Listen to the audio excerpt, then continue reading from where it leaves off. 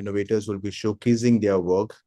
And we also have large as well as startups who will be showcasing and competing for this category of L&D technology. With this, I would also like to highlight about this event, the Aegis Scramble Award. I'll set the agenda for you all. We'll discuss, or rather, we'll showcase about the event, the Aegis Scramble Award, why we do this. Along with this, we will also share you about the flow of the event, and then also about the M-Uni Campus, the platform at which we will be used today for evaluations. Allow me to share my screen, and we'll get it started.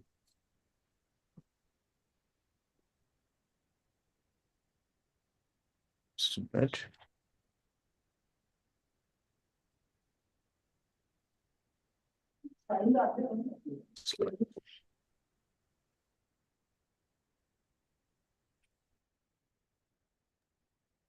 Yes. Jurors, we are thrilled to showcase something truly special for the 15th Aegis Graham Bell Award. This is a new edition category amongst those categories which we have over the years. This is the 15th edition of Aegis Graham Bell Awards. We have almost 30 plus categories for different, from domain to tech. When I say domain, it's space, defense, telecom. To tech is Gen AI, blockchains. These are the categories which we've been evaluating over the time. And this edition, we have L&D innovation categories where innovators will be showcasing their work. In the next few hours, we'll be hosting some of the brightest mind who are trying to redefine what is possibilities for this vertical. And about the event, Aegis Scramble Award, it's a platform to one who dares to think differently and shape the future. This event is being supported by the Ministry of Electronics IT, the Department of Science and Technology, the Ministry of Education, and to foster cross-border innovations, we are honored to receive support from the Australian Trade and Investment Commission for this auspicious event. I want to demonstrate to you, or rather showcase you, the journey of 14 years in a video to talk about the Aegis Scramble. India has the largest population of the blind. From past 65 years, we have been empowering the visually challenged persons to bring them in the mainstream society with the assistive technology. 75,000 ladies every year dying in India because of breast cancer. We as a team wanted to change this scene. 134 million customers in 170 days. Never happened before. The fastest growing startup in the world.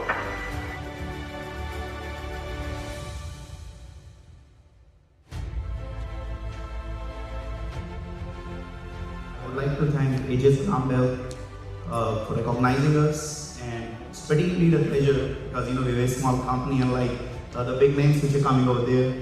Pure startup. Thanks Aegis Graham Bell for giving this award to us and recognizing. It looks like technology will boost market in India. This is not just a great platform for recognition of the work we have done, but also for the valuable feedback we have received from the jury. That is very important for a startup like ours.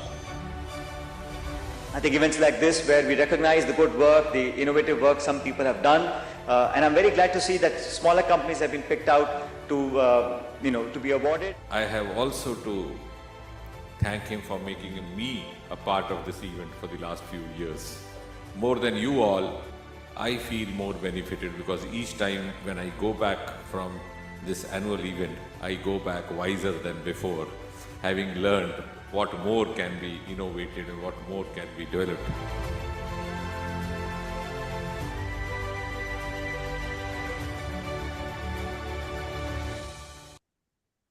Juro's journey started in 2010, a vision at Aegis School of Data Science, Cybersecurity and Telecom to foster and recognize innovations which are truly changing the lives of millions and also transforming businesses.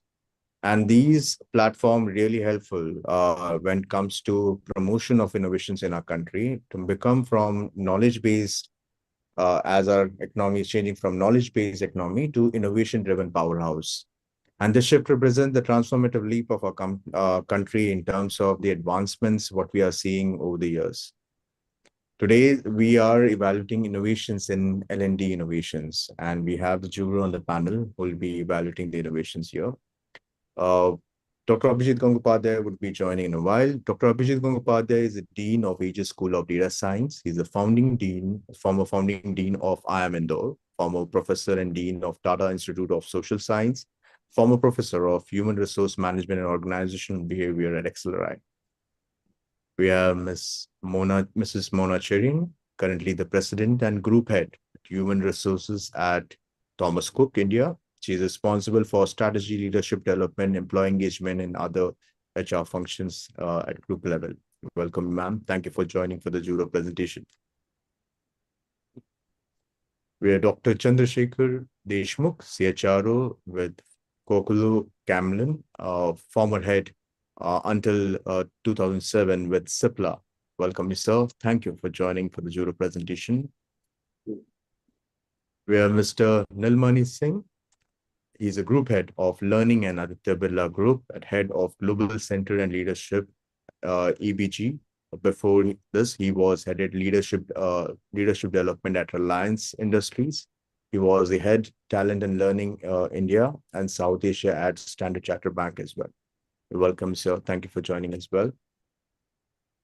Mr. Anand Pachuri, the head of learning and development at Jindal Stainless, worked in diverse industry from manufacturing, oil, gas processing, power, FMCG, metal, and mining. We have Mr. Sumit Shawnee. Mr. Sumit Shawnee is also a proud recipient of AGBI. It's a very proud moment for us that Mr. Sumit is now a juror for this panel. He was a former EVP with Global Head and Learning and Capability Development at FirstSource. He was a Global Head Learning with Optum and also Head India Learning for Vodafone. Welcome, sir. Thank you for joining for the jury presentation. We have Mr. Bhupesh Deria, the Managing Trustee of Aegis Knowledge Trust. He's a CEO of Aegis School of Data Science. He's the founder of Aegis Scramble Awards and director at SSFI. Welcome, sir. Thank you for joining for the jury presentation. Good morning, all the jury members, Dr. Deshmukh, Mona ji, Nilmani ji, Sumit ji, Anand ji. I extend a warm welcome to all of you for this jury presentation. Thank you so much for joining. Thank you. Good morning. Jurors, as this vision of Aegis Scramble Award was shaped by Aegis School of Data Science and Cybersecurity and Telecom. This is also possible by our partners, MUNI Campus and SSFI AI. MUNI Campus is supporting this platform where evaluations would be done at the jury evaluations would be done on that platform. MUNI Campus is a digital it's a marketplace. It's an education marketplace for corporates as well as for academia. It provides end-to-end digital infra for managing the entire operations and delivery efficiency for HR as well as for the academia, which helps to lower the cost, improve the revenue, and enhance the learning outcome. They've been kind enough to create a platform for us for assessment, which is also used for recruitment, and that's a platform will be used for today's evaluation as well. We also like to highlight something truly special there, SSFI AI. SSFI AI is AI-powered platform that helps organization build an agile learning ecosystem, enhance outcome, and measure effectiveness using per practice, Phillips, or custom models. For example, one of the largest fintech companies leverage SSFI to boost sales team performance and maximize learning impact. We also have a video to showcase about SSFI because this is the world's first AI assessment platform.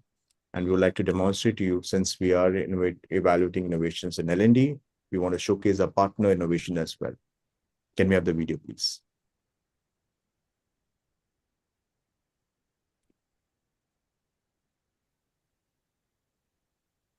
Envision an agile learning organization where your employees don't just complete courses and attend training programs.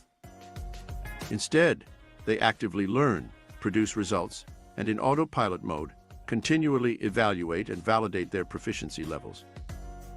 This process generates actionable insights, empowering you to allocate jobs, tasks, and projects, and even predict outcomes.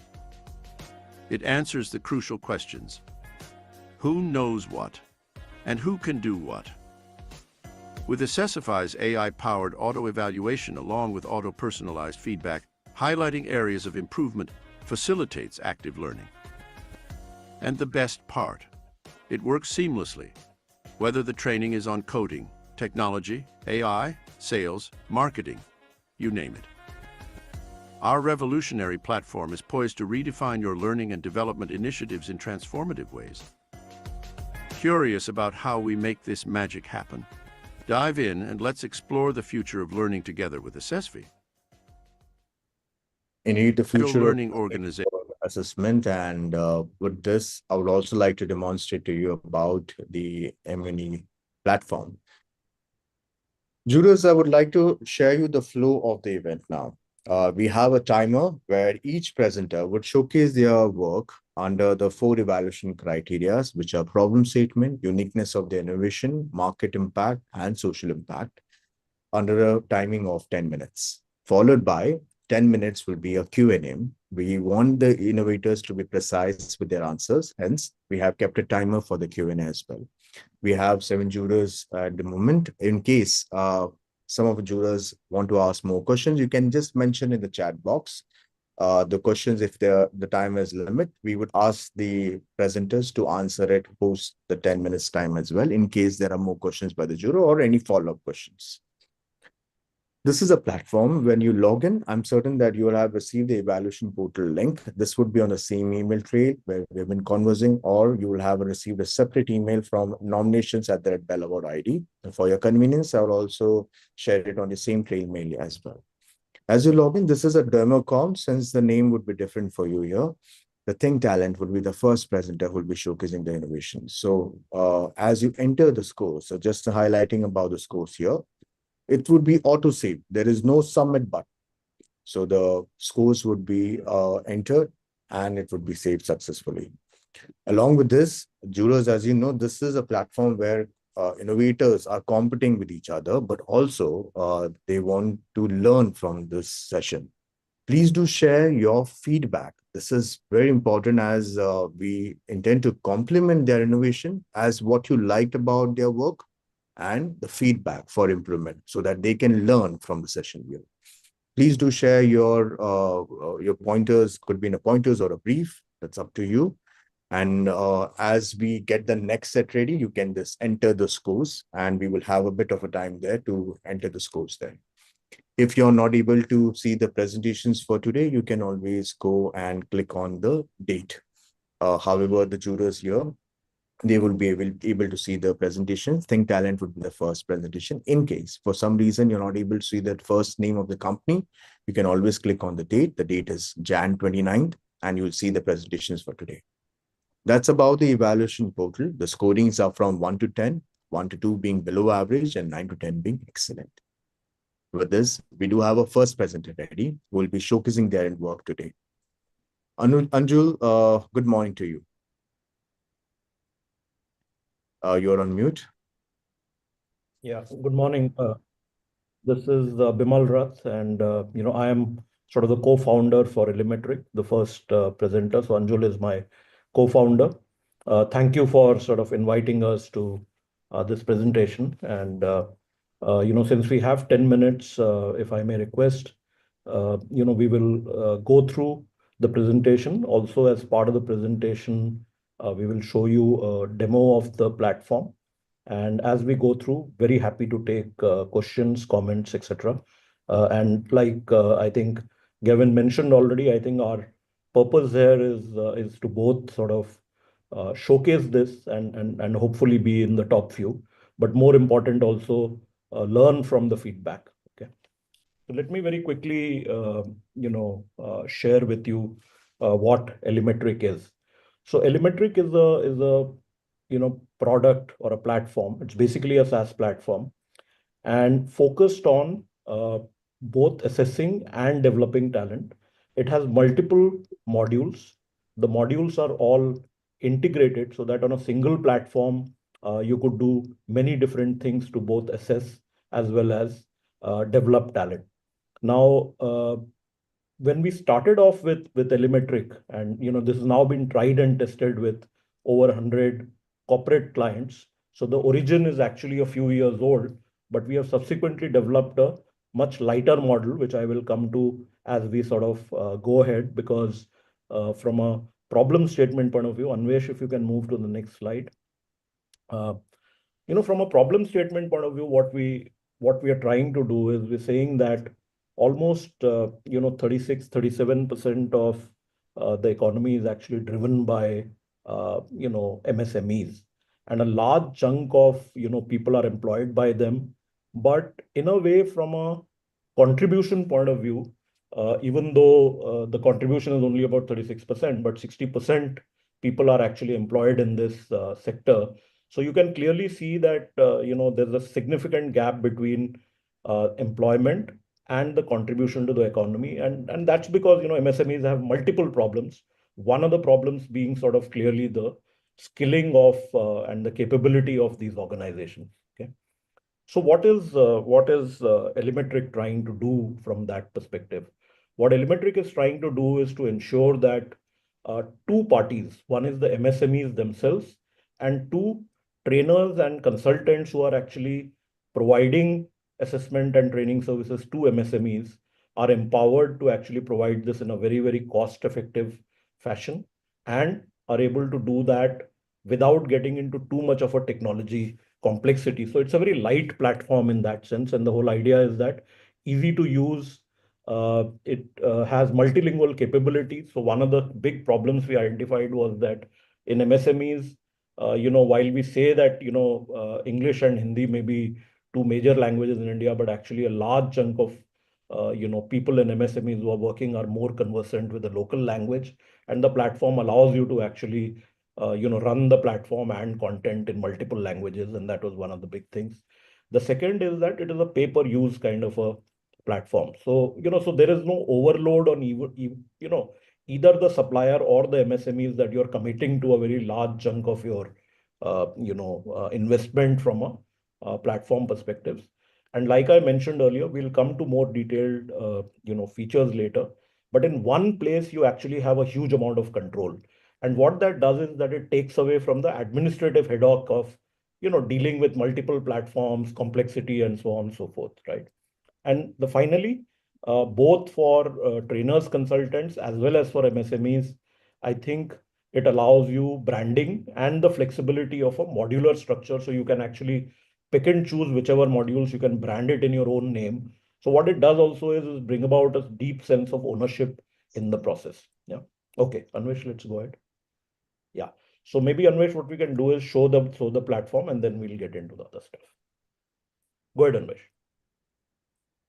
Sure. So going into the platform demo, as you can see, this is our landing page, which can be customized as we already mentioned.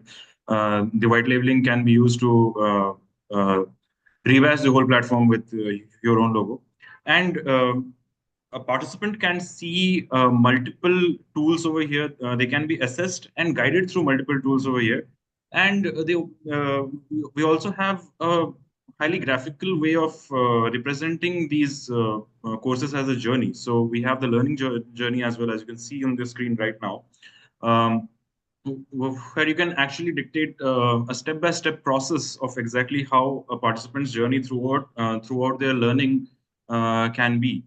So this is mostly the participant experience, and it's just a glimpse of the participant experience. And each of these has multiple avenues. As you can see that like we will be able to host multiple number of tools over here, like assessment surveys and case discussions as well. Going to how the whole experience looks for the administration. So the admin side, over here you can see exactly how the progress by user can be in terms of a program manager. So you can see how each participant has progressed throughout the course, and you can also have the flexibility to actually manage what will be the steps throughout the journey, and you can add multiple steps to it, including any video tutorials, any assessments, quizzes, etc. So this was somewhat of a short demo for the platform. Yeah, thanks, Anvesh. If you can, Anvesh, just go to the first part of the what you showed in the demo, the first sort of yeah. So as you see in this, you could for a trainer or for a MSME, actually the content you bring in, whatever in any language you bring in whichever format you bring in, and actually you can run training programs, you can run development centers or assessments, you can run engagement surveys, you can do multiple choice exercises, and there are many other things in this platform. Obviously, for shortage of time, we can't show you all.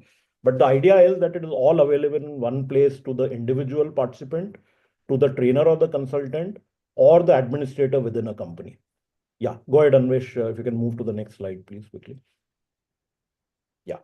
So, one of the things, as you will see on this slide, I'm not going to go through line by line, but what you will see is that, compared to many other platforms today available, this platform actually is a far more integrated and comprehensive platform, and it actually allows, at a price point which is significantly lower for people to be able to, acquire and run all of these things you will see on the left-hand side. So this gives you a list of all the things available on the platform. More important is that because of technological advances, we have been able to build this in the, and the lighter version of this we've been able to build, which both from a pricing point of view as well as usability point of view is far more flexible and cutting edge. Yeah. Okay. Go ahead, Anvesh. Next slide. Okay. So like I said, the platform we had started developing about 4 or 5 years back, and we've used it with multiple, corporates so far, and with multiple consulting companies and so on and so forth. So you can see some numbers there. I don't want to belabor the case. I wanted to bring in a particular case of Nefjalism, which is a Turkey-based small training and consulting company. And the reason I quoted it here is because they are using the platform in both English as well as in Turkish. And interestingly, the platform therefore allows for this huge language capability, which generally most other platforms do not actually have. Yeah, go ahead, Anvesh. Okay. So this is what we see from a market point of view, right? So one clearly, and this is all data from Niti Aayog or multiple other similar credible sources, etc. And you'll see that the number of freelance trainers and consultants in India is going to get huge.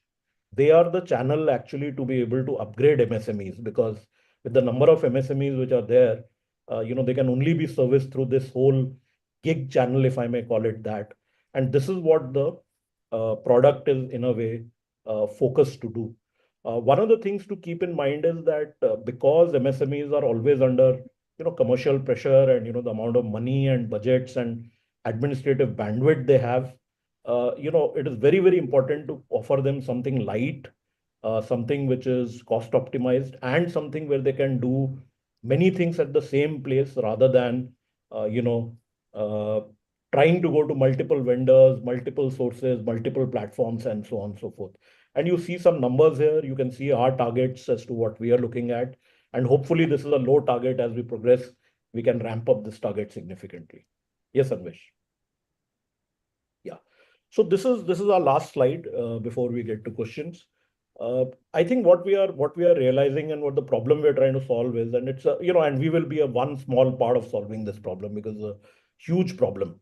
But basically what we are trying to do is to say, if we can help both the training and consulting community who are gig workers in a way, knowledge gig workers, and they can impact the MSMEs, or MSMEs directly take this platform and use it for themselves. I think it focuses on therefore building a national level capability in a small way, and that's what we are sort of aiming to do. Obviously, like I said, it's a very light platform, and therefore, it allows for reducing carbon footprint as well as against physical stuff, right? So let me stop there and pass it over for any comments and questions. Thank you, Mr. Bimal. On time, presentation is closed, and thank you for this. Now let's start with the Q&A. Jurors, we have a timer of 10 minutes for the presentation. Mr. Bimal and team, we request you to please be precise with your answer so that you can take maximum questions from the juror. And in case, jurors, there are follow-up questions, you can enter the questions in the chat box. I would request the team to respond to the jurors' questions as well. We have the first question from Mr. Singh. Sir, over to you. Hi, Vimal. How are you? All well, absolutely. Good to see you. Good to see you. Vimal, first of all, congratulations. It's a platform and your passion and your team's passion. Help me understand the purpose of all this. You did allude, so I'll ask it a little more detail. What are you trying to do? Is it a LMS, or is it a trainer search engine, or is it a virtual broadcast platform, or is it a content provider? What all it is and what it is? Yeah. No, great question, Nilmani. So firstly, it is not a content platform. Okay, so it hosts content. I think the way to think about it is that it hosts content, and it hosts content in multiple areas. So training, assessments, 360s, anything you can do on this, surveys, etc., etc. So what we are in a way saying is that when you look at individual trainers or even MSMEs, a lot of them have their own content, but how do you deploy it in a large masses? So what this allows you to do is that, you have, so the way we position it is saying you have the content, we have the platform, take it to as many people as you can. I think that's the best way to possibly describe it. Yeah. And the trainer can control the dissemination population. Absolutely. You saw the administrative this thing. So the trainer can white label it in his or her name if they want to.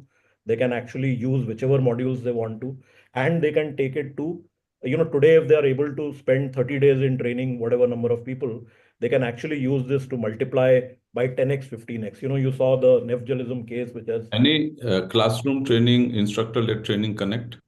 So you have a event-based this thing. So you can set up events on the platform, but you will have to run it yourself physically. Obviously, you can't do it, but there is an event module. Can the trainers sell their days also from here? Or can they advertise themselves from here? Are they searchable to people from here? No, this is not a marketplace in that sense. Okay, got it. Thank you. Thank you, Mr. Singh. Ms. Mona, your question? Yeah, I want to know, how do you integrate this with other HRMS systems? Because that is a key element for most organizations. Yeah. So Anjul, you want to take that because you will be better positioned to. So this platform works well with systems like SuccessFactors and Oracle Recruitment Cloud. So for example, if you want to plug in the assessment module into your recruitment process, you can integrate it with your RMS or recruitment management systems. If you want to plug in the learning piece to an existing LMS, it works well with SumTotal and other comparable LMSs. So in that sense, there is an API library which allows us to integrate this with any of these major systems on the recruitment or the learning sites.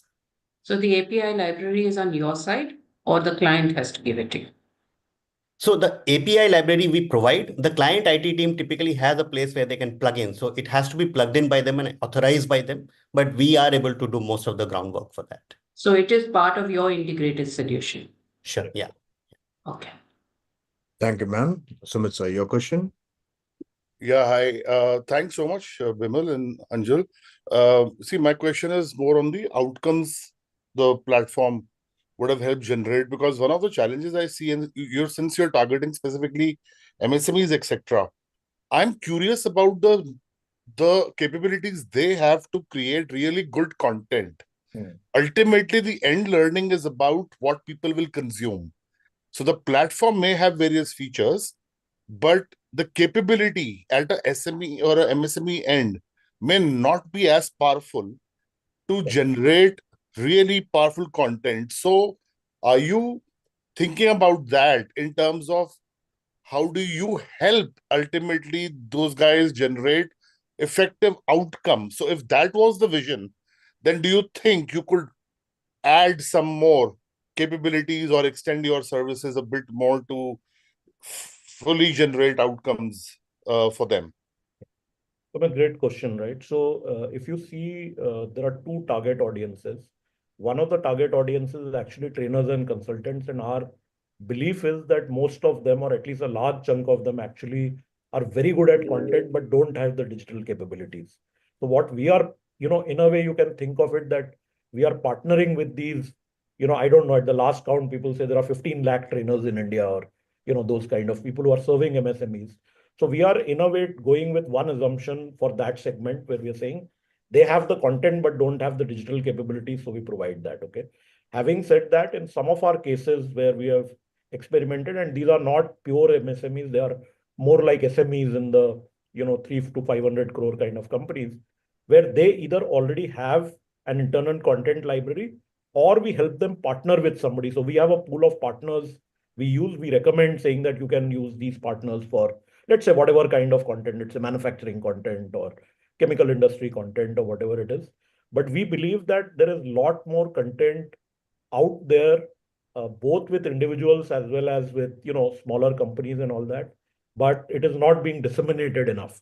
So the problem we are trying to solve is actually the dissemination and access problem. Yeah. Thank you. Thank you, sir. Dr. Deshmukh. Hi, Vimal. Now, I heard you saying that your platform is light. So I would like to understand. I'm curious to know, what does this light mean? Second, is you have not given me anything about cost. So per user cost and how you are competitive to others. So maybe Anjul, you should take that. Right. So, when we say that the platform is light, we designed it for India. So, for example, there are very unique circumstances we faced when we started deploying it. For example, when you run assessments, power goes off. So how do you factor in that, you can get interrupted because of power cuts or, bandwidth, suddenly disappearing. So the platform is light in the sense that it requires very low bandwidth. So, for example, when we work with banks, they have a criteria saying you have to consume less than this many kbps per, so we have designed it to be very light in terms of bandwidth requirement. We have designed it to be light in terms of being able to, for example, you can restart anytime, if you have got interrupted, you can start back exactly from where you left, etc. So in that sense, designed to be run, for a large group of people who may not be in a metro location, may not have access to the same infrastructure that a metro location provides. So that is the way we have looked at when we said that it's light. That is the way we have looked at from a design perspective at the platform. You had a second question. Yeah, I was asking about your price. I mean, since you said you are very competitive. So you can, go ahead, Anjul. Yeah. So for example, if you take a very simple case of a course, let's say you want to run a learning course, we have the prices for a, learning course is as low as 40-50 rupees per person per course, kind of a thing, which is significantly lower than what many of these global platforms and LMSs are able to provide in terms of pricing. I think the bigger issue with pricing is that it's a capital investment. For many of the platforms, you have to fork out a large upfront investment to be able to access it, which for a trainer doesn't make sense because they would like to associate the cost with the revenue that they are going to earn. So the variable pricing, I think, from what we hear from the clients, the variable pricing that I can only pay for what I use is a much bigger, kind of relief for them than the actual per unit price that, for each of these elements. So is it event-based or monthly subscription or an yearly one? So it is event-based. You only pay for what you consume. Okay. Thank you, Dr. Deshmukh. Mr. Anand, your question. Yeah, to Mr. Rath and Mr. Pratyush, you compared your platform with Cornerstone LearnUpon, but I presume these are not the platform being used by MSMEs to a large extent. What are the competitors you have in this space of MSME? Because that is more important to compare with rather than comparing with Cornerstone, which is primarily in the corporate setup. So let me answer that. So two parts. I think the reason for giving that comparison was more to showcase that this platform allows for a huge number of features which even the best of the platforms globally don't allow, right? So that was one. The second is that we have not come across a integrated platform so far in India, which provides all that list of things you saw in the presentation. There are individual platforms which do assessments. There are individual platforms which provide training, but there is no direct competition as far as we have come across so far. Yeah. And the second question I have is again in continuation to the pricing point. So now you see, I assume this is a SaaS, right? A SaaS offering. And therefore, for an MSME or a freelance trainer, if they acquire it, do they need to pay the license fee for the entire lifespan of their participant? Because once you provide that access to a participant, he or she expect to have it for the lifetime. So do the trainer or the MSME has to pay for the lifetime, or then you say no, it's only for 3 months or 6 months, or how it works?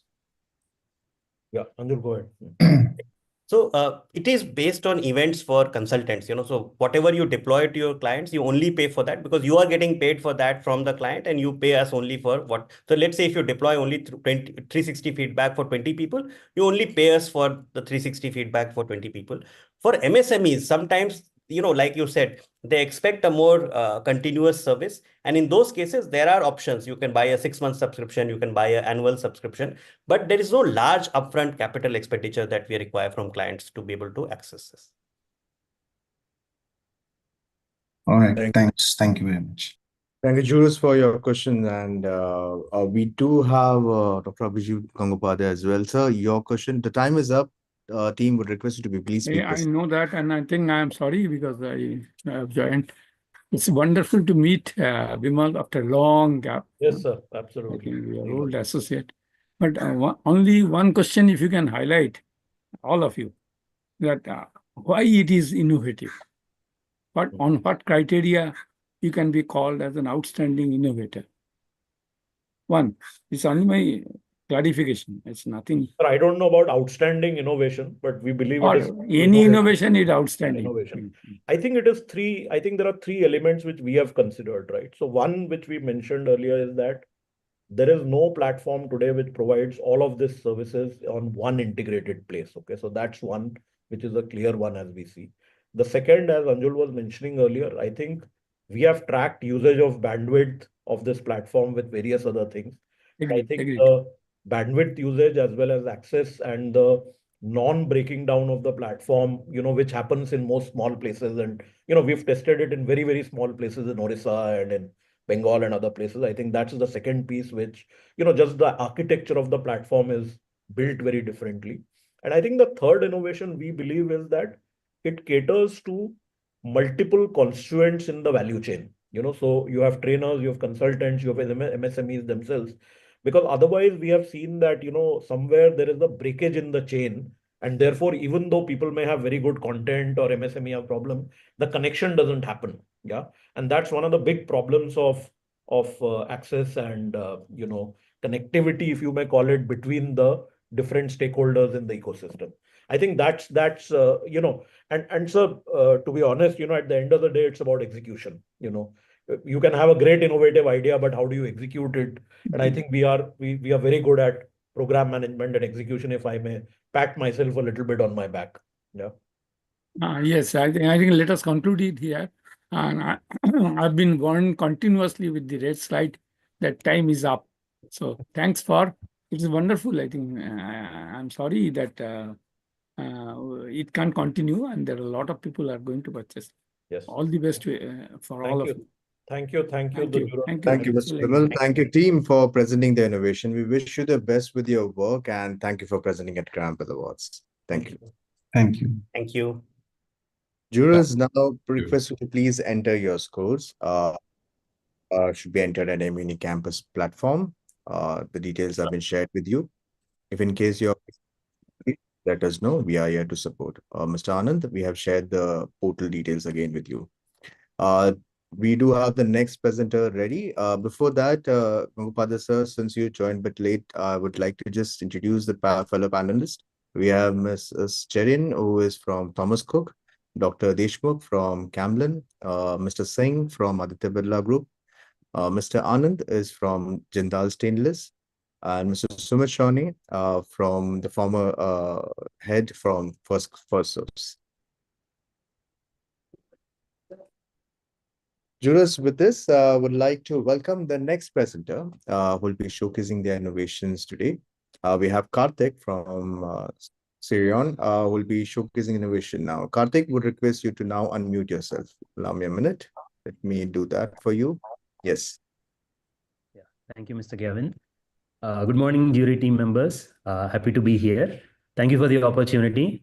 I'm Karthik from a company called Crayon Learning. We're a Hyderabad and Chennai-based company. We are started by IIT Madras alumni, and we are in the e-learning and training space. So I'll go ahead and share my screen and start my presentation. Please do.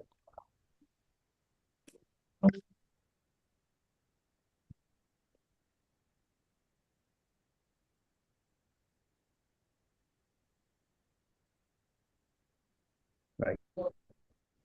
You're audible as well, and we see your The presentation. screen is visible. It's visible. It's visible. Wish you the best. You can start. All right. Over to you, Karthik. Thank you. So we are developing a LMS built on top of WhatsApp.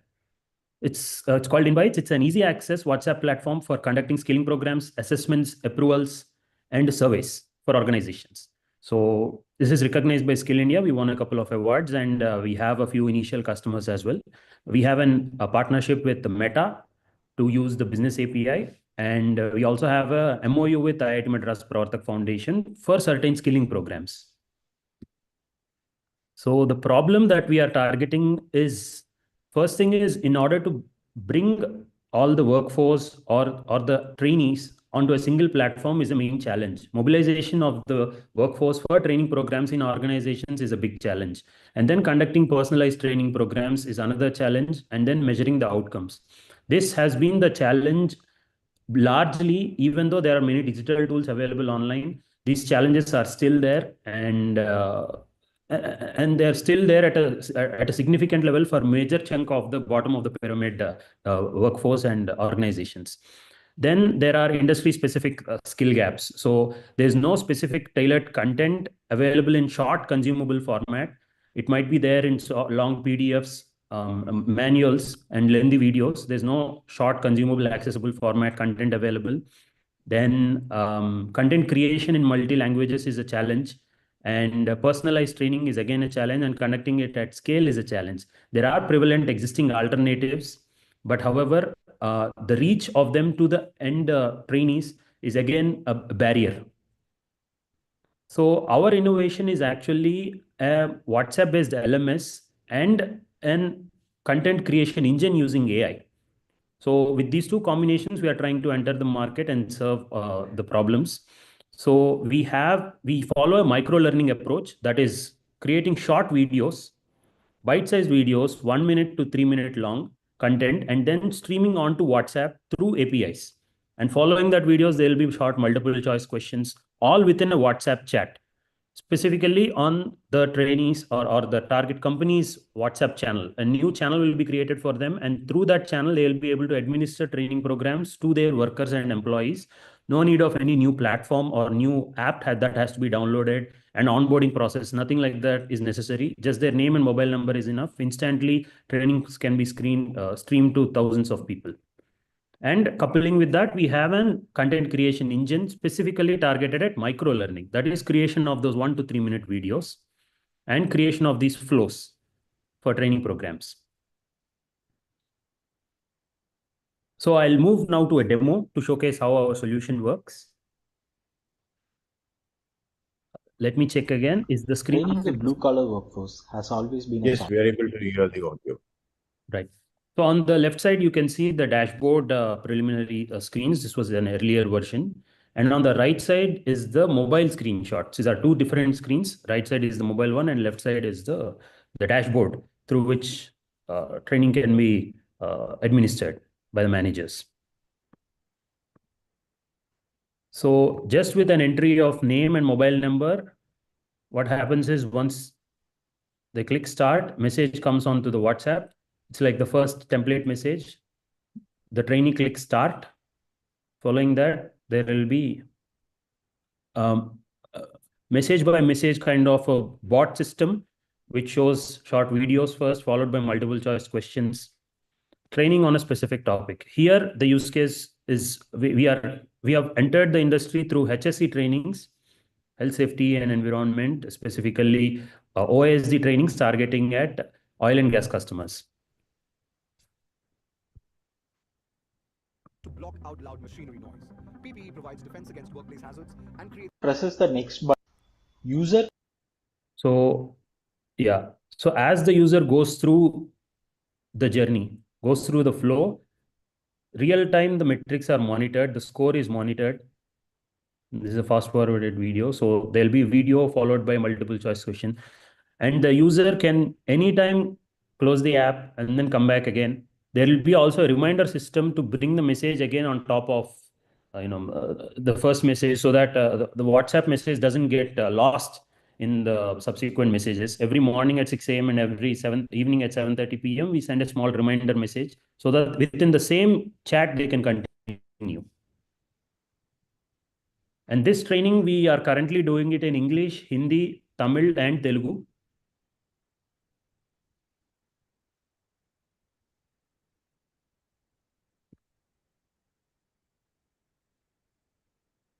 So once the training is done and the user passes or the trainee passes, there will also be a certificate that is generated and shared to them as a PDF.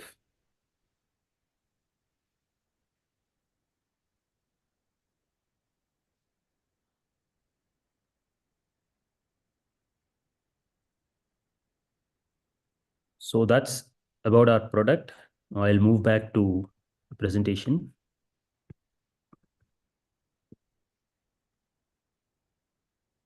All right. So now, in terms of understanding the competitive landscape, our predominantly the differentiation immediately for now is WhatsApp.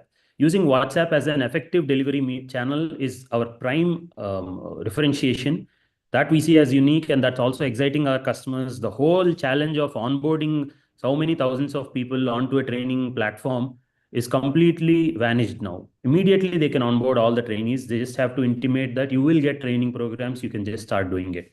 And the chance that even workers are there on WhatsApp is like 90 to 95% of all the workforce are on WhatsApp by default. So our solution leverages this WhatsApp, which is a globally ubiquitous communication platform. That makes it interesting and for the customers also to immediately consider and onboard us. And unlike traditional LMS systems that depend on proprietary app, this approach eliminates all that additional installations. And we follow a certain micro-learning trend approach. The content is actually in portrait style format, which is more user-friendly and intuitive for the current age digital users. And the market that we are targeting with this solution is largely enterprise learning solutions market, specifically energy companies, FMCG companies, pharma companies, manufacturing, and SMBs in the similar space. And we are also targeting certain state government and departments for large-scale training programs. So these are broadly our target customers. And the fields of play that we are targeting is in the HSC compliance, work permit systems, SOPs, and sales enablement kind of trainings. And we are targeting overall, we estimated about $9 billion white space, out of which we can target 10% of the market in the next 5 years. So, and the social impact, what we see is that this platform could be a powerful engine for social impact, where entrepreneurship and small business education, digital literacy education programs can be created on WhatsApp. This could be a powerful engine. Of course, we cannot do it by ourselves directly. If there is an agency or an organization that we can partner with in terms of content creation, this would be very much possible. And a short background of our team. We are a team of IIT Madras alumnus and management consultant from EY and Accenture background. We have an MOU with IIT Madras Pravartak Foundation in the area of digital skills and digital literacy, digital education, data, and AI. We have an MOU with them to create training programs. And we are working with certain customers. So all the below 4 are our customers. We have started serving these customers, and specifically in the area of HSC training, compliance training, and sales enablement training for Tata especially. So we have reached about 20,000 learners as of now, and we are planning to scale it up. So yeah, that's about the presentation, and I'll move to taking questions. Thank you, Karthik. We'll keep the timer on. We have questions ready for you. We have first question from Mr. Singh. He mentions who creates content. Can I elaborate on it? Karthik, first of all, congratulations and thank you. I should appreciate the reach, the ease, the leveraging something like WhatsApp and the blue collar space. These are very powerful aspects of your product. Who creates the content, and or are you just a content pushing app with the assessment, or are you more than that? So actually, we are starting as a content app only, content delivery app itself, but we have ambitions of entering the HR or sort of employee productivity space. That is actually even using it for certain workflows like leave approvals, performance management, incident reporting, trainings. So this is the broader space that we are targeting. However, at the start, we are, as of now, a content delivery, and that's where we wanted to start. That's where we wanted to onboard the customers. Who creates the content? What is the proprietary copyright of the content? Right. So as of now, we have started off with a 50 course catalog, which we created ourselves in the HSE compliance space, following certain industry standards. And we are selling it sort of to the big clients. And using their credentials, we wanted to target the middle and small level clients, SMB clients, saying that X and Y companies are using these training programs. Okay. So I had more question, but I think I'll give it to other juries. Like if I, as an organization, hire you, you will then study my need, create content. Then first of all, how do you create the relevance? How do you create the content quality? And how do you ensure that return on investment on that learning content will happen? So that will take you to a content creation body, a company, than just the company which you're claiming. So be clear, are you both, or which is your playground? We are a technology company, sir. So we wanted to be in the technology space. So the platform is our USP and creating the solution. For content, we are looking to partner with certain certifying bodies, with certain institutions. So that's our target. But however, the content creation itself, the act of creation, the production, the video production and all, that's the heavy lifting part. SMEs can be provided by these institutes. That part, we see that we have to take care, but we are seeing a path where the AI engine can be developed. Yeah. Okay. Thank you, sir. Sumit sir, can I ask you a question on your behalf? You have mentioned it, or you would like to go ahead? Yeah, actually, this is the answer. There's something else which has come to my mind, more critical. As Nilamani was rightly saying, content is the king here, actually. I was curious, why can't I myself create a WhatsApp channel? And if I have great content creation capability as a company, start pushing content to people and build a database to check for sort of people have seen it, etc. That's one. And secondly, who pays for this, since these are from a data usage perspective? Because the employees being blue-collar workers in this case, are they willing to spend their own money to browse content from their companies? Or are you telling companies to pay for it, etc.? So our model is actually a SaaS model itself. So we charge a flat rate per month for organizations, and on top of it, usage based. So the direct WhatsApp meta rates, which is actually 80 paisa per day per 24-hour window, that will be added on top of it, along with a flat rate for per organization. No, I meant if I am the consumer, I am the employee. Yes, sir. I will browse this data. Right. I have a data package which I have bought with my money, say from Jio or somebody. I'm actually consuming that, right? But, okay, you meant mobile data, not the content. No, mobile data. Mobile data. I'm asking this question because I've seen resistance on this count from employees whenever mobile has come into play.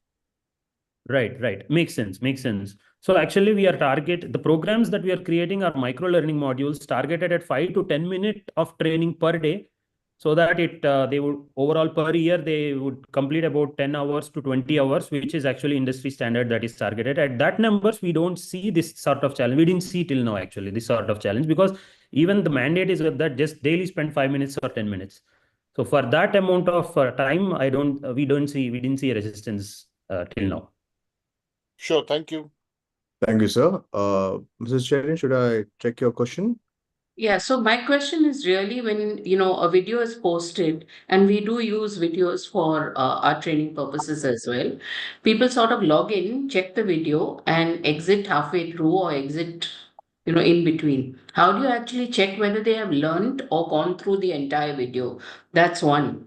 And second, to sort of add to what Sumit asked you, while the corporate may give them some sort of data packages, usually, if you're trying to impart learning, the expectation is that the videos will be continuous. And therefore, the data usage would be very high for individuals because they're used to using, the mobile for all kinds of social networking. If you're expecting people to actually get onto it for learning, there has to be a measurement as well as, how do you actually ensure that you pay for it? Right. So actually, to answer your question, ma'am, so that's why the concept of micro learning and sort of incremental short videos format comes into picture here. So it's not like you start something and then you stop in between and you come back and have to start on your own. So it's like a flow or a bot system where each video is only 30 seconds or 1 minute or 3 minutes maximum. And once you complete that, the state is remembered. That's part of the feature of our platform, unlike marketing-oriented chatbots, which refresh every 24 hours. Unlike that, we have built our own LMS system where the state of each and every user, where he is remembered into the platform. Following that, there is a multiple choice question and a corresponding scoring to that user. So always the system remembers where the user has ended up and then sends a reminder to continue from there. Then to answer the second part in terms of, continual... Sorry, may I interrupt? Your assessment can be done without viewing the entire video? Assessment can be done without viewing the entire video. We left it open because if the guy is able to answer without looking at that 30-second, and that means that he has enough knowledge, so it should be allowed. That's the thesis we kind of follow. Thank you, ma'am. Okay. Mr. Anand, your question. Hi, Karthik. First of all, I think it's pretty interesting value proposition what you brought in. My question is with respect to your need analysis, right? Because you came up with WhatsApp as a primary tool. If you see a lot of industrial organization, including mine, we do not allow blue-collar workers to carry smartphones inside the factory or industrial premise, or especially the operational area. Correct. Now they are away from their smartphones for the entire shift. So that take away the complete opportunity to learn from your proposition.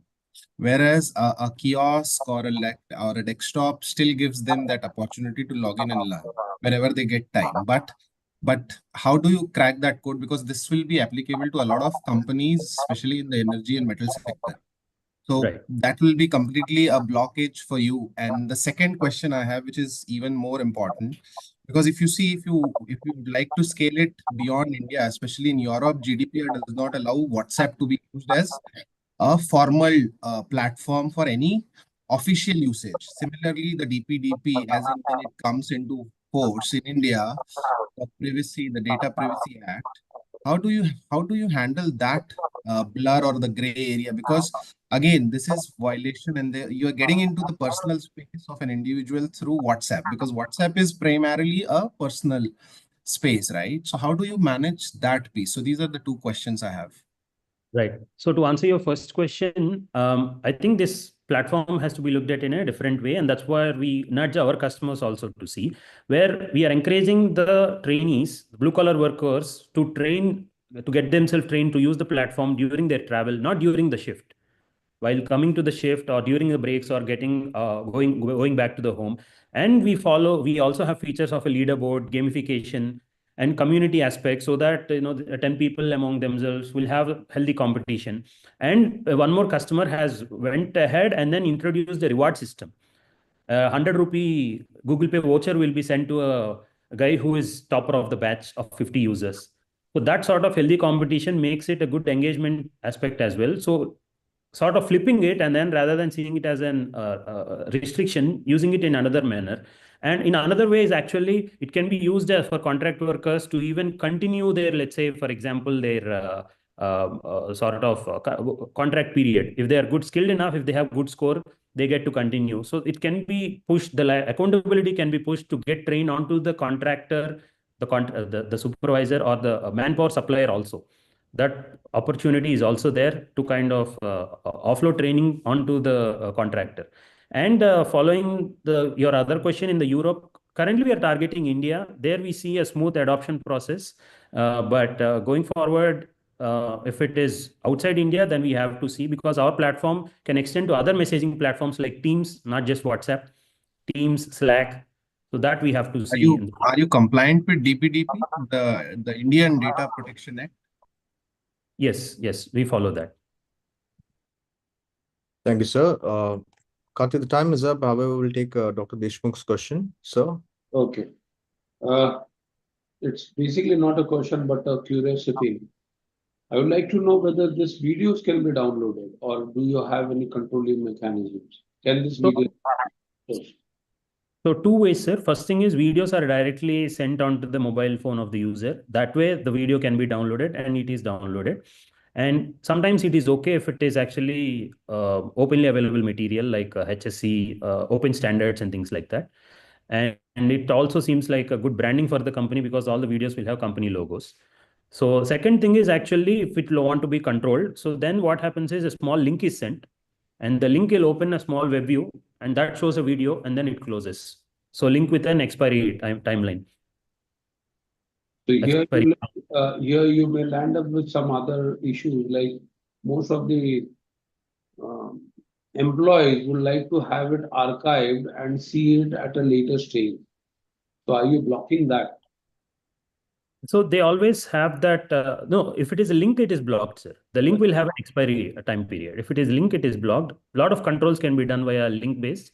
If it is a video based, then there's no restriction. So they can download it. So as a SaaS model, if you have to send a link, you keep a window of what, 6 months, 1 year? For what, sir? The link, you said that it will have a time frame. I wanted to... right. So once the program is started, the video link will be valid for about 7 days. So within 7 days, they have to complete that micro-learning module. And if they don't complete, the period is expired, and then the HR manager or the training manager has to restart for that person again. So that level access control is provided on the dashboard. How tedious is this process? Because since people may want to take it at their own convenience, right, how tedious it is going to become to the HR? So we have made it user intuitive, sir. The dashboard, which is actually currently we are developing, there is batch system, and then there is a calendar system where they can schedule everything, and then look at the dashboard, how many have started, how many are in between, how many are completed, and they, within a single click, they can extend. So all those are part of the features of the product. Okay. Thank you. Thank you, sir. Juros, thank you for your questions, and Karthik, you did well in terms of Q&A as well as the presentation. Wish you the best with your work, and thank you for participating at Gramble. Thank you. Thank you. Thank you, Karthik. Request you to enter your scores. Karthik, do have a check in the chat box. There are some comments for you, and the last comment is from Sumit sir. That was about phone memory. If you wish to answer that, please do in the chat box. Thank you. Right. Okay. Thank you. Juros, we move towards the next presentation for the category L&D innovations. And we have Mr. Bhaskar who will be presenting the innovation. Mr. Bhaskar, now I would request you to please turn on your video as yes. Thank you. And we start the presentation. Would request you to please share your screen. Yeah.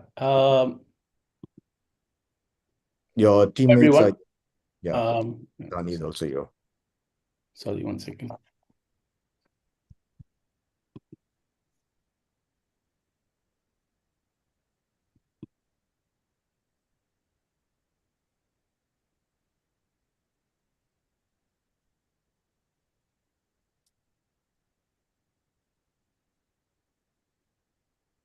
Yes, the presentation is loaded.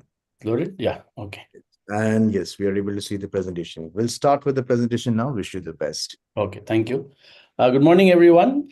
Thank you for this opportunity and thank you for taking your precious time to listen to us. My name is Bhaskar Tyagarajan.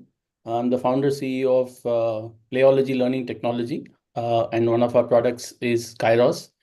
Kairos is a platform that offers game-based learning tools and transforms traditional learning into more interactive, more engaging, and impactful learning session, especially in the challenging domain of soft skills that where in most organizations it's either non-mandatory, it's optional learning, or it's based on access to library and people learn from whenever they want to, whatever they want to learn.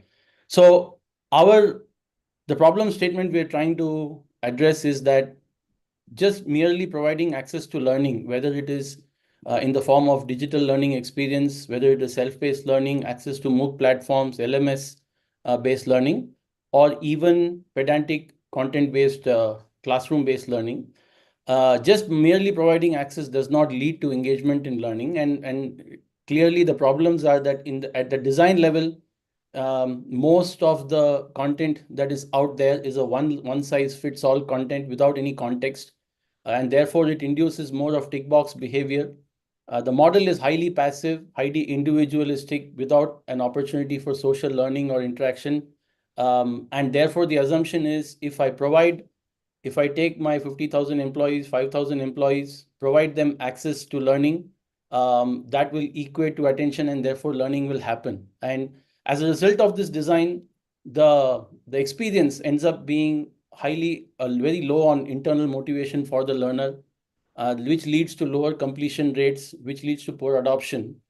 And given the limited attention spans that we are all dealing with, this content-based creates very low stickiness. And today, the threshold for pure knowledge transfer in a world of heavy knowledge from all sources is very, very low. And therefore, the result is disengaged learners, disenchanted L&D professionals saying, how do I increase educators? How do I increase the completion rates? How do I get people to engage? And therefore, this entire intervention becomes a drag on everyone. And there is data supporting this. We are all, most of the people here in the jury are from the learning space, and therefore I don't want to preach to the choir. But the completion rates are abysmally low, whether it is MOOC platforms, whether it is company-provided learning management systems. And because employees cite lack of very interesting content, leading to lower learning engagement. So the solution we created was a platform offering game-based learning modules that solve for engagement and impact as the two biggest problems in learning and development. And with our platform, we support over 40 behavioral and leadership competencies, all delivered in a single-to-use, easy-to-use platform. Our real innovation is, while games and game-based learning have been around, our unique design is in the multiplayer live format, where every player is live on the game at the same time, and therefore they impact each other. And we believe that it creates engagement and impact in a manner that few other learning-based game-based learning platforms can. And our game-based modules support both in-person and virtual learning needs, because today while digital provides scale, real learning is happening in classrooms, in-person sessions, and therefore we have paid equal attention to both the virtual virtual and in-person learning needs. And so I spoke a lot about real engagement and real impact, and I wanted to talk about that as the key uniqueness of what we bring. So all our games are live multiplayer social games, which means that if 20 people were to join a virtual Zoom session like this, and you would be leading, suppose you're running a session on any key leadership competency, for example, planning and organizing, or you're talking about innovation or managing stakeholders, our games that support these learning outcomes would be played by smaller teams in breakout rooms, in which each team will be live, where 8-9 people are playing live on the same game. What that means is each person brings their natural behavior to the fore, and therefore they have an impact on the game outcome. And because you jump right into the game, you tap into the intrinsic motivation where the game comes first and the learning comes later, as opposed to a gamification platform where the learning comes first and you check people on gamification later. So if, for example, you're conducting a game around the theme of collaboration, the game offers inducements in that live environment where a person, if they choose to behave in a manner where they are more driven by their own outcomes than that of the group, that immediate impact is there on the game live during the play itself. And because of the very nature of this game itself, it's a very lively, very, very social learning environment when the game is on, and therefore creates high peer-to-peer engagement and fun.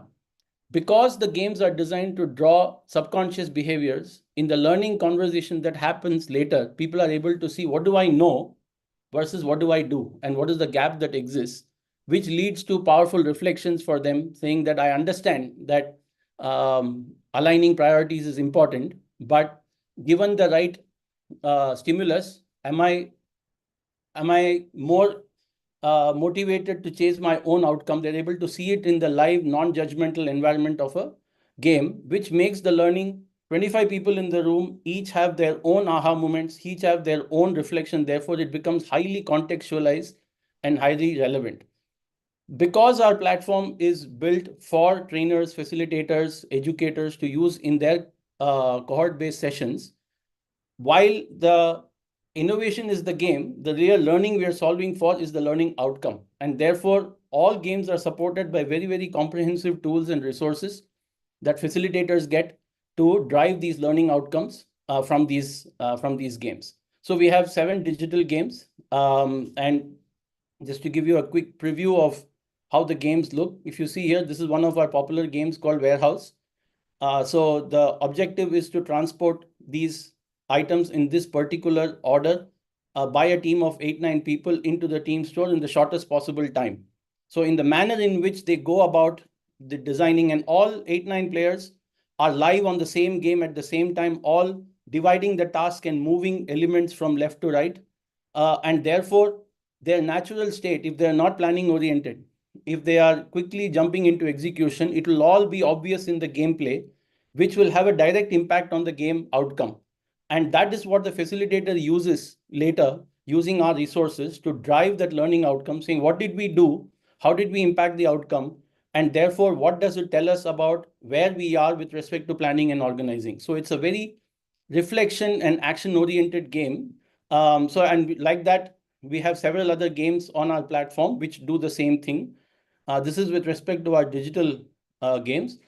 In terms of comparison, most other games that are out there in the digital space are in the linear format, which are escape rooms, treasure hunts, quizzes, where there's only one answer. There's only one right answer. Like you see here, this is a typical treasure hunt game. You have to click in one of these buttons, a question will pop up, you have to find the right answer, and then you move into a game.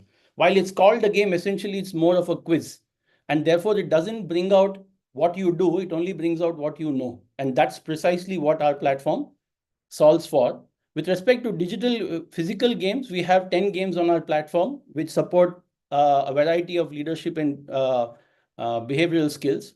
And all our games are designed for typical training environments, classrooms, training areas, even dining areas. Any open space or any space that is available can be converted into a learning space for our games. And what you see here are the extensive learning resources that we provide along with our games for all digital and physical games, so that the facilitator can actually move beyond the game and actually extract the learning outcome from the game that is designed for. In terms of market opportunity, there are two market opportunities. One is the cohort-based learning itself. While there's a lot of focus on e-learning, the cohort-based learning is back with a bang. They're expecting it to jump to 230 billion by 2030. And much bigger completion rates than your typical e-learning platforms. And with respect to the market itself, it's expected to jump to 77 billion and grow at a 16% CAGR. And this is from data from market.us, which is a research firm. But beyond this, the focus around games and game-based learning has really reached this inflection point. I had gone to US to speak at a conference for the Training magazine, and this is data that I picked from there, which says that learning management system investment is coming down, whereas games and simulations investment is going up. So I know my time is up. I'm going to just take 30 seconds to just talk about our case studies. We have to start with the Q&A. So we have to start with the Q&A now. Okay. Thank you. Gangupadhyay sir, we'll go with you first. Sir, you're on mute. So I would request you to unmute yourself. Unmute. Yeah. Thank you. I think I'm unmuted, yes. This is a wonderful project, but basically what exactly you have done, you have given a lot of games, synchronized it in your project. But what is very high about innovation? All these games are known to the L&D fraternity for years, and we are doing it in some form or other. How you claim your innovations? So the space of game-based learning itself is within the space of game-based learning, the ability to bring multiple people to play live in a where behavioral tendencies play themselves out in a game is really where the unique innovations is. Today, even a quiz is called a game. Even a Jeopardy is called a game, where they're essentially what they're doing is they're just checking your retention of knowledge. Whereas in behavioral skills, retention of knowledge is not really key. Every leader knows listening is important.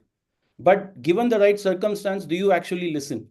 Every leader knows that working together in a win-win environment is key to collaboration. But given the right stimulus, do you prioritize your own personal goals over that of the group? How do you get people to learn from their natural state and how it's different from the ideal state? The ability to bring out these aha moments for the learners is where the key innovation really is in our platform. Okay, that means in a very precise term, the aha moment comes only when you get entertained. So training, if you want to be an entertaining, I think it's okay. But so for the knowledge component is called, this has to be focused on something else. Anyway, this is a good project. I think hopefully the industry will find it useful, and I do see some merit in it. Thanks. There is the jurors will ask some questions, I think I understand. Deshmukh, your question. Sir, you're on mute, Dr. Deshmukh. Yes, sir. Sorry. First of all, compliments to the team. They have an innovative proposal. I wanted to understand what is your tat around making one game? So I didn't get you. What is your tat turnaround time, and how much time do you require? So that's a $1 million question. Actually, depending on the game, we have taken so far anywhere between 3 to 6 months to create one game.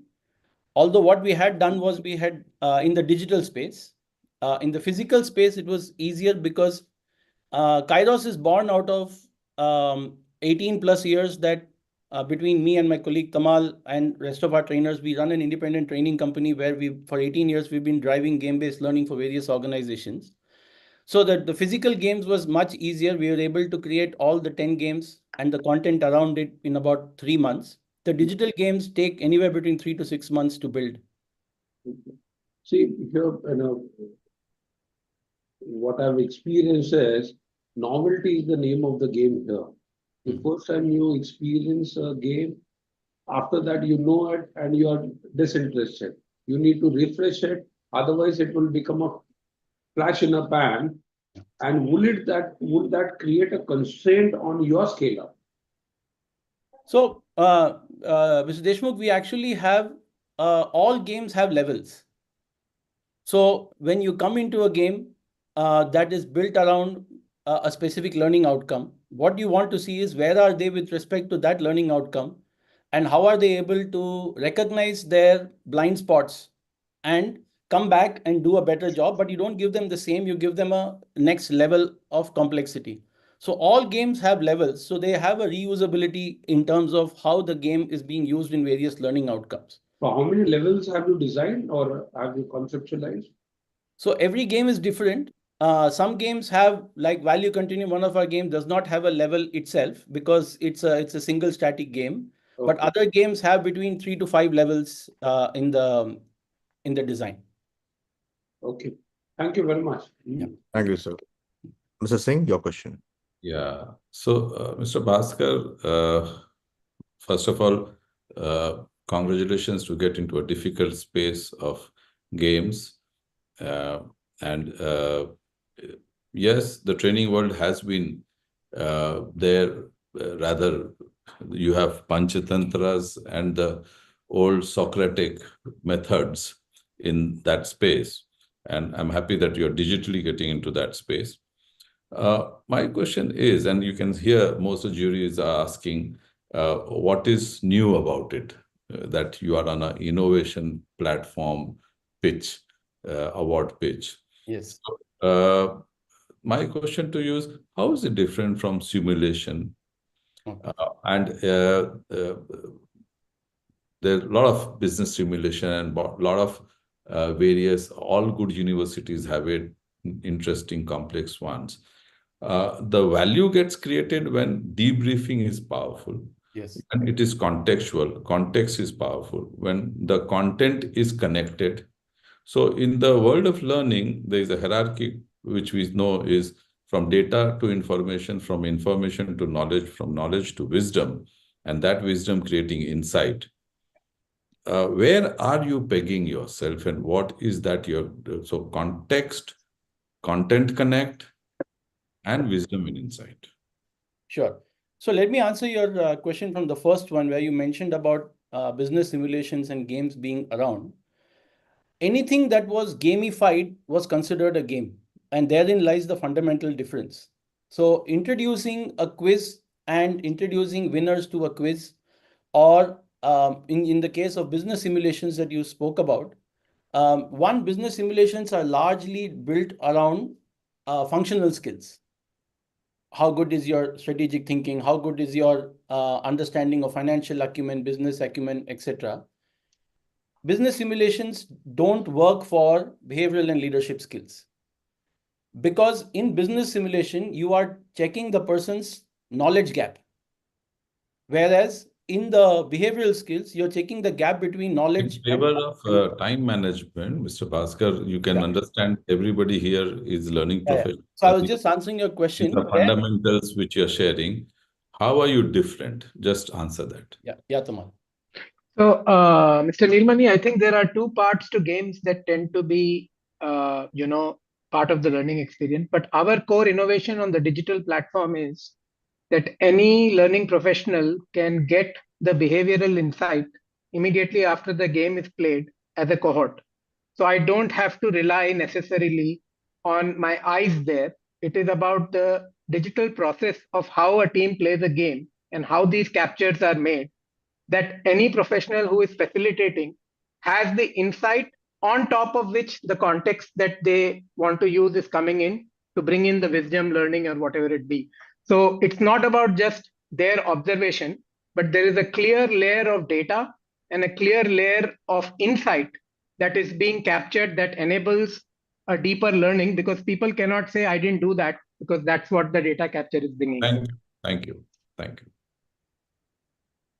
So my question was similar. I mean, nowhere did you showcase what are the behaviors you're capturing and what is it that the facilitator can truly see. The game was displayed, yes, but all of us are learning professionals at some point. And which are the behaviors? How are you capturing it, and how can the facilitator use those is really important. Sure. I'm just breaking protocol here just to show you the. So I think, Yeah, I think The to learning answer. outcomes that we are captured, Ms. Cherian, the learning outcomes that we are driving are connected to each of the games, where planning and organizing, all the behaviors are anchored. Each game is anchored around specific behaviors, whether you choose to do the physical or the digital games. And in each of the games, the other uniqueness that we spoke about, that there are games everywhere, all around. The key is to be able to drive a learning outcome out of that game. So our facilitator resources are built around extracting and distilling that learning outcome from the game. Okay, that sounds more interesting than just the presentation. Thank you. Sorry, I couldn't get there. I didn't time myself properly. It was there in the next 2 slides. I didn't get there. Thank you. Bhaskar, I have a question. Since, Yeah. look, as Dr. Gangopadhyay has already commented, right, and we are academicians, learning is not easy, right? Learning puts a strain on your brain, right? Neurons expand and then you get the headache, right? And this entertainment may not necessarily, you are presuming that there is a correlation that people watch the game and it will improve the learning. There is no evidence available, right? One. Second thing is how you're measuring that there is a delta improvement in learning outcome. Because this is only a hypothesis which is not validated. So do you have your own data which validate that there is a delta improvement by gamification? One. Second, are you measuring the learning outcome and how you're measuring? These are my 2 questions. Bhupesh, if I may add, because I had a very similar question, but a different, slightly nuanced aspect. I've been, doing gamification in some way or the other in organizations since 2006. Right. What I'm wondering is what led to the research or decision to, so every solution will have an approach to why have I chosen this area of sort of, to improve an employee's capability. So why did we choose behavior? Is gamification the best approach to improve behavior? Is there any evidence of it, as Bhupesh asked?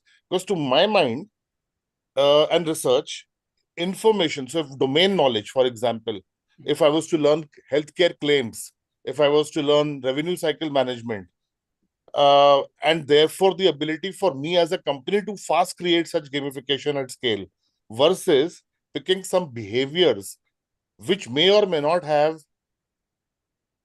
a change in behavior just after playing a game.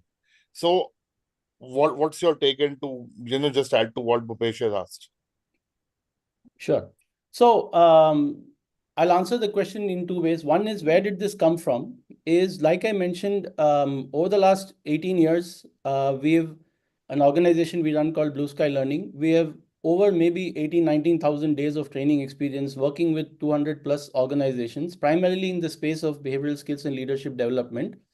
All that learning, in fact, has been distilled into this platform. So it's not born out of an idea just on day one. It's a culmination of 2 decades of work in this space and successfully creating that impact across organizations. Now, how organizations measure impact has 2 parts to it. One is, like Tamal mentioned, there is data that is provided, right? So in the space of functional or areas, domains that you spoke about, there is a need for checking people's retention and application. But in terms of behavioral skills, retention is not difficult because most behavioral skills are commonsensical. There is only so much you can teach or knowledge transfer because most of it is fairly obvious. A leader knows listening is important. A leader knows result is more important than task. But how do you get people to understand where they are and what is the learning delta that I need to achieve? So that is where this design of game-based learning, which we have ourselves run across organizations for many, many years, that we have codified them into this, into this platform.